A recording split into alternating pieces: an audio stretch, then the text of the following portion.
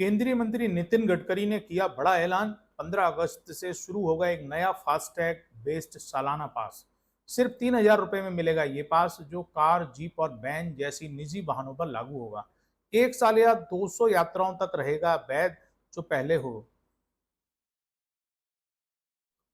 लखनऊ से लेकर नेपाल तक युवाओं की फौज तैयार। बाबा साहब भीमराव अंबेडकर वाहिनी ने किया संगठन का विस्तार। दलितों, गरीबों और पिछड़ों पर हो रहे अत्याचार के खिलाफ उठाएंगे आवाज। राष्ट्रीय अध्यक्ष अमर चौधरी ने नेपाल में भी वाहिनी को दी नई दिशा। सबने पर्चा बाबा साहब भीमराव अंबेडकर वाहिनी का मैं राष्ट्रीय अध्यक्ष अमर चौधरी। और बाबा साहब भीमराव अंबेडकर वाहिनी बाबा साहब के विचारों, बाबा साहब के आदर्शों और बाबा साहब के मिशन को आगे बढ़ाने के लिए कार्य कर रही है। और संपूर्ण भारत में लगभग 25 लाख लोग प्रेजेंट टाइम हो चुके हैं और भारत के सभी प्रदेशों में बाबा साहब का मिशन आगे बढ़ रहा है।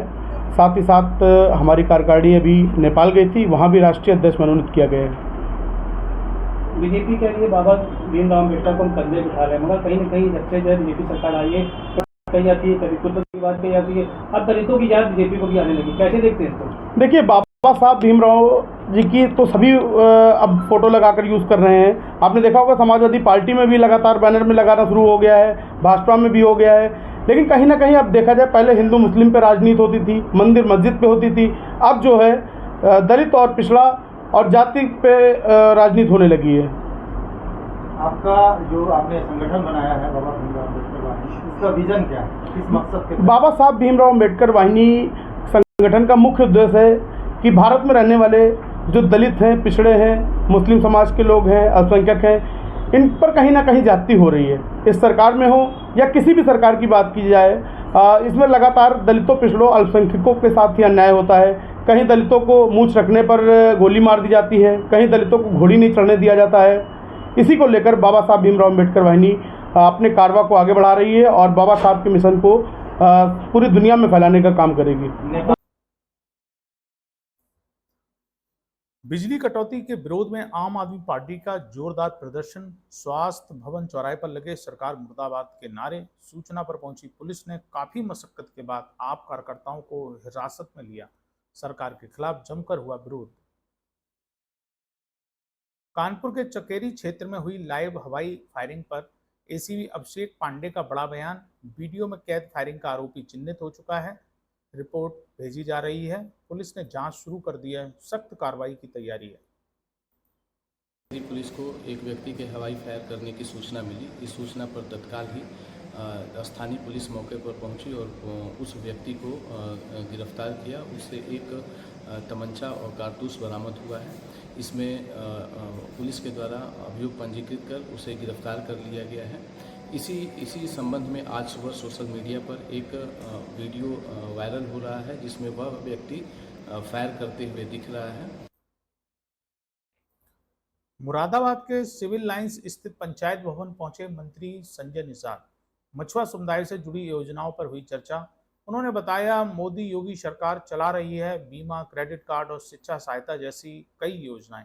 लोगों से योजनाओं का लाभ उठाने की अपील की। बरेली में श्रावण माह की कावड़ यात्रा को लेकर प्रशासन ने कसी कमर।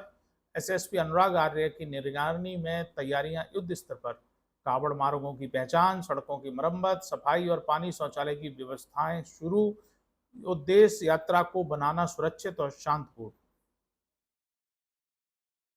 फतेहपुर के रायपुर भरसरौल गांव में टीला ढहने से दर्दनाक हादसा हुआ है। मवेशी चराते समय मलबे में दबकर 3 चरवाहों की मौत हो गई है। पुलिस ने ग्रामीणों की मदद से चलाया रेस्क्यू अभियान। शवों को पोस्टमार्टम के लिए भेजा गया। घटना के बाद गांव में मातम का माहौल। श्रावस्ती में नेपाल की बारिश से नाले माया उफान। दुर्गापुर केपी के पास तेज बहाव डिप पर पहुंचा। घुटनों तक बहते पानी के बीच राहगीर कर रहे हैं यात्रा।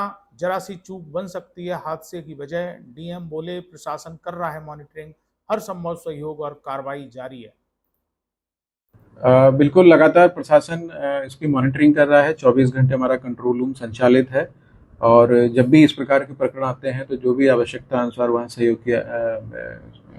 सहयोग की और कार्रवाई की आवश्यकता है उसको किया जाएगा।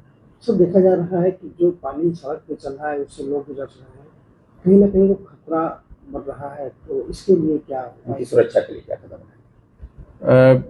इसकी अभी आपके माध्यम से ये मेरे संज्ञान में आया है और इसकी पूरी जांच करवा के जो भी इसमें आवश्यक कार्रवाई की जरूरत होगी वो कराई जाएगी। संभल कोतवाली क्षेत्र के चौधरी सराय पुलिस चौकी के पीछे चल रहे अवैध ओयो होटल पर सिटी मजिस्ट्रेट ने छापा मारा। मौके से 5 युवतियां और 4 युवक पकड़े गए। एक युवक कूदकर भाग गया। बुलंदशहर का विकास कर रहा था संचालन। पुलिस की भूमिका पर उठे हैं सवाल। इंदौर के शेरकोट में गाजा मदद के नाम पर जबरन वसूली का आरोप, इरशाद की तहरीर पर मुफ्ती जकी व 2 अन्य पर केस दर्ज हुआ। चंदा न देने पर फतवा जारी करने की धमकी, वीडियो भी हुआ वायरल। बीएनएस एक्ट 308 में केस दर्ज, आरोपी फरार, पुलिस कर रही तलाश। 15 जून को थाना शेरकोट में मोहल्ला शेखान के रहने वाले इरशाद ने आकर एक थाने पर तहरीर दी और तहरीर के माध्यम से उनके द्वारा बताया गया कि उनके कस्बा में जकी नाम का व्यक्ति जो एजाज का पुत्र है और साथ ही साथ 2 अन्य व्यक्ति जनता से फिलिस्तीन में पैसा भेजने के नाम पर डरा धमका कर जनता के लोगों से अवैध वसूली करते हैं। तहरीर के आधार पर थाने पर समुचित धाराओं में अभियोग